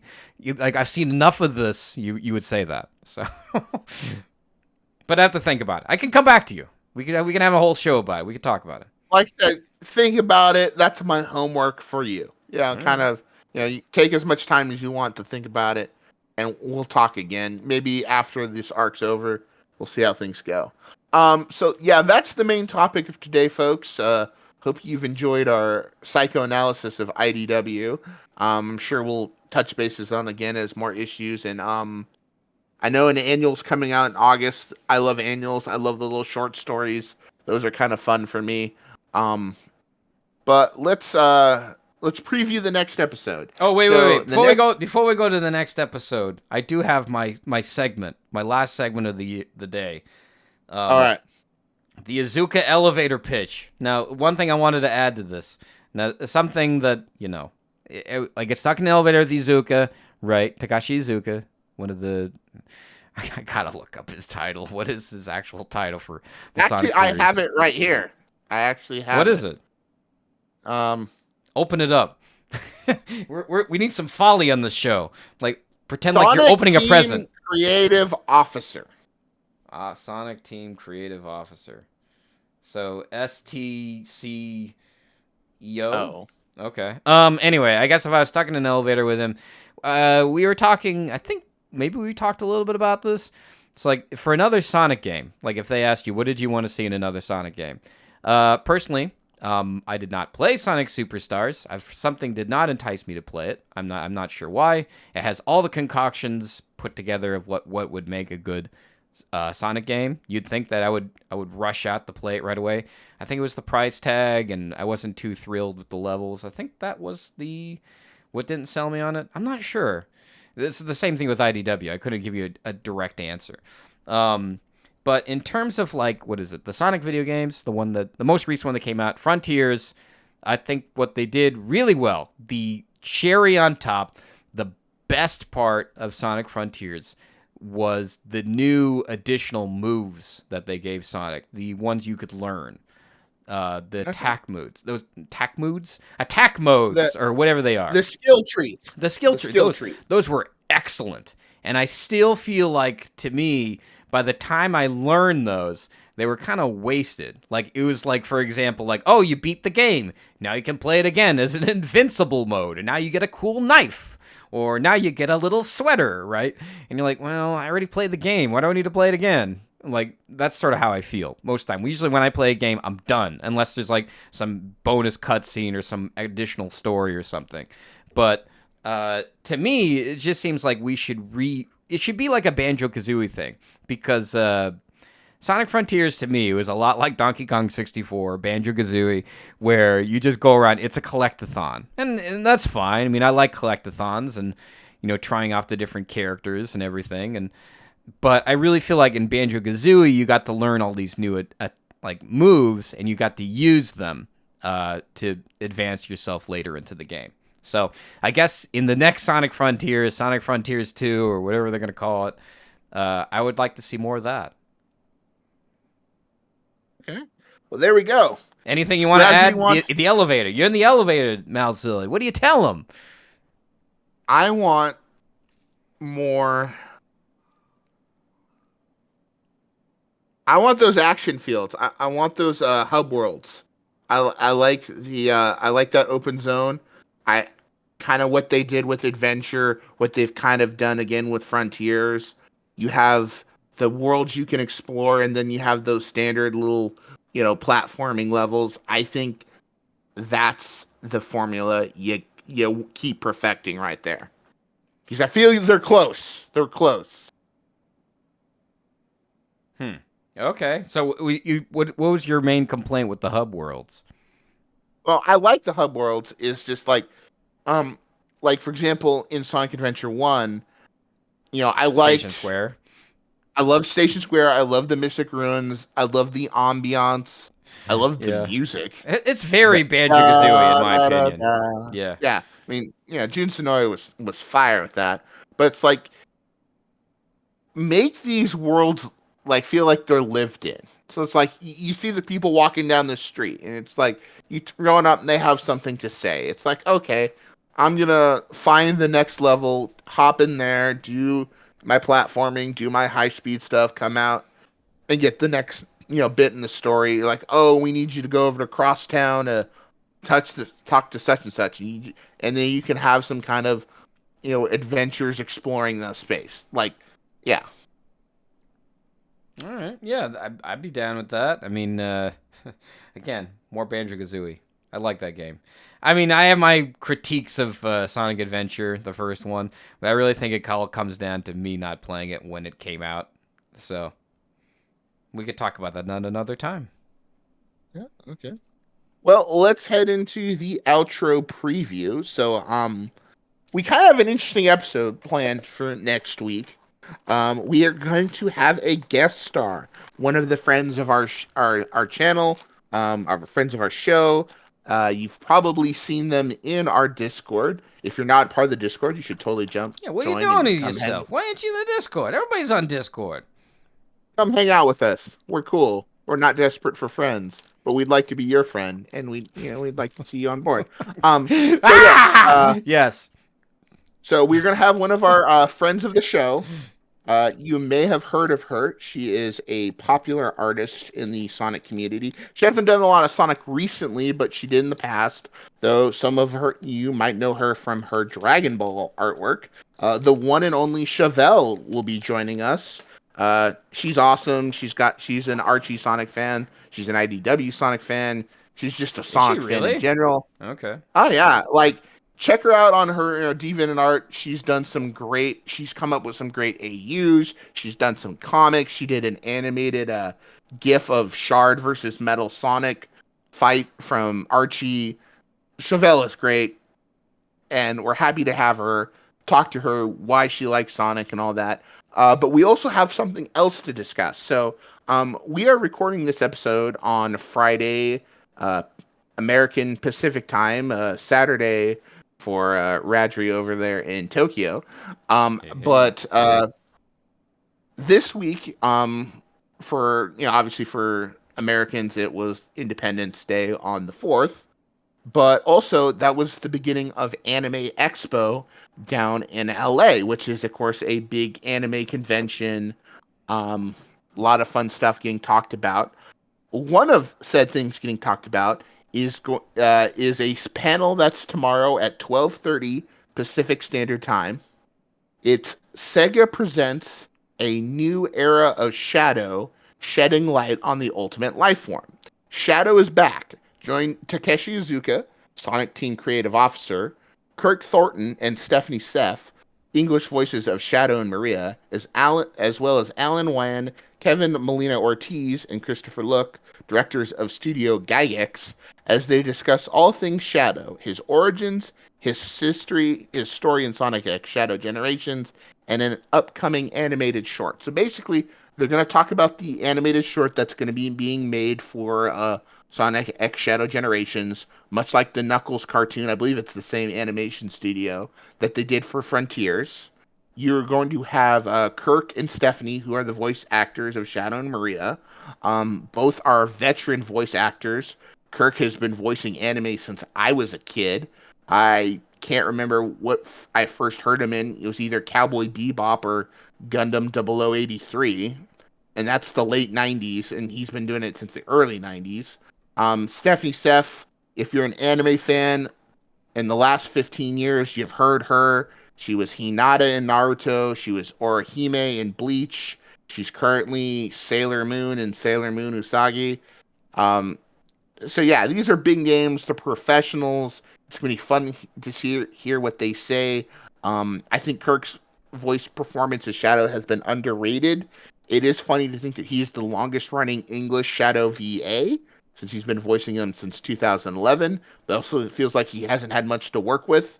So for him to, finally get something meaty to sink his vocal cords into is fun. And the fact that Takeshi Iizuka's there, that's going to be really interesting to hear. A lot of what we've been talking about over these last episodes is what is Sega's doing? What are they trying to achieve? What are their goals? What are their direction? Will he And while reconfirm Two Worlds Theory? exactly, so I'm hoping and that this is the first step to kind of Sega giving us a clue of what they're going to do. What is their direction for the character? Is this the new Shadow going forward? And is this something that's going to be exciting? So we'll have Chevelle to talk about that. Obviously, I'll be there to talk about that. Radrey will be there to talk about it. Hopefully, they'll release some of the animation on YouTube. I'm sure there'll be multiple write-ups from journalists about the panel. So we'll have fun stuff to talk about. And how we've been quoting Sonic Heroes to end off our show? I feel like this would be a perfect time to use a Sonic Adventure quote, in which we'll play with you again some other time. Hey guy! また遊んでやるぜ